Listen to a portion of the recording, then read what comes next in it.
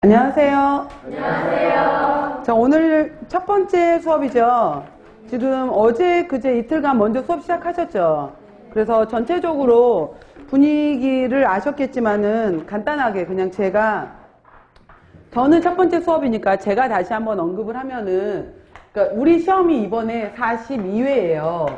42회 시험이 되는 거고, 그러니까 작년에 2017년도가 41회, 그 다음에 그 전년도가 40회, 39회 이렇게 됐었는데 39회 같은 경우에 합격률이 58.5% 정도였었고요. 40회가 되면서 64.4%, 그 다음에 작년의 경우에가 조금 더 올라서 64.7% 이렇게 나왔더라고요. 그래서 64, 67까지 올라갔는데 이게 높은 게 아니에요. 높은 게 아니라 다른 의료 시험 의사, 간호사, 다른 쪽을 보면은 95%, 96%거든요. 그러니까 그거에 비해서 우리 쪽은 낮은 편이에요. 낮은 편에 해당이 되는 건데, 한쪽에서는 이제 라이센스, 면허증을 가진 사람들이 더 많아지기 때문에 더 어렵게 내야 된다. 이렇게 주장한 사람들도 있고, 너무 어려운 거 아니냐. 이렇게 주장한 사람들도 있는데, 58.5%였던 데서 64.7로 올라오면은 많이 올라간 거잖아요. 근데 이게 시험이 쉬워져서 그런 게 아니라는 거 아시죠? 시험 안 쉬워졌어요.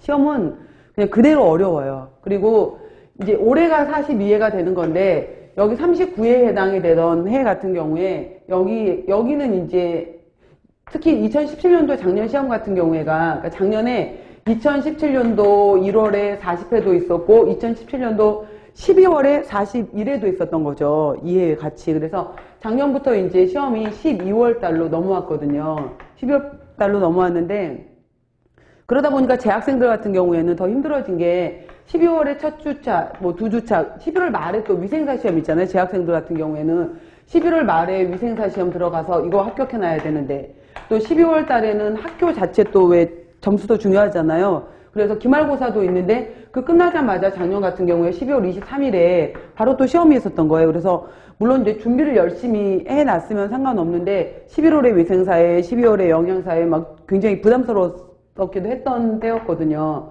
그래서 올해 역시 마찬가지로 들어가는데 이런 흐름 중에 하나가 대학마다 대학 평가를 받는데 학생들 그 면허증인 학과 같은 경우에는 그 면허증 자체의 합격률이 어느 정도가 되느냐가 학과 점수를 내는데 또 관여를 하게 되고 졸업하고 난 다음에 취업률이 또 굉장히 학교 점수에 중요한 역할을 해요. 그래서 우리가 이제 2월 달에 시험을 보면은 합격증 자체가 2월 말 3월에 나오면 취업이 늦어지잖아요. 그런 것 때문에 전체적으로 12월로 당긴 것이 가장 큰 영향이 클 거예요. 그래서 이러한 영향들이 있었는데 아무튼 제가 이 부분을 얘기를 하는 것은 쉬워서 점수가 올라졌던 것이 아니라 학교에서 그만큼 열심히 시킨 거예요. 각 학교마다.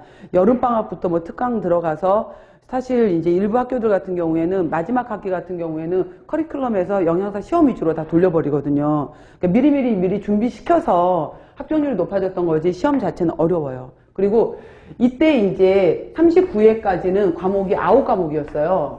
9과목이 들어오게